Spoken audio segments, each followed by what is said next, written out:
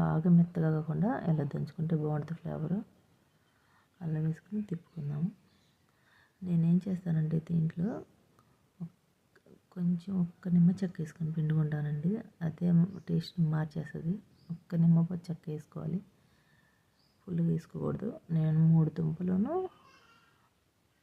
ఒక అర కేజీ టమాటాల్లో ఒక 2 టమాటాలు వాడానేమో, అవి కలిపి వండానండి.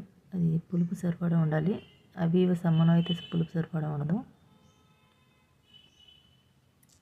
ఇది ఎగిరిపోయి వచ్చిందండి. నా దగ్గర కొత్తిమీర అయిపోయింది, అందుకే వేయలేదు. కొత్తిమీర వేస్తే ఇంకా బాగుంటుంది.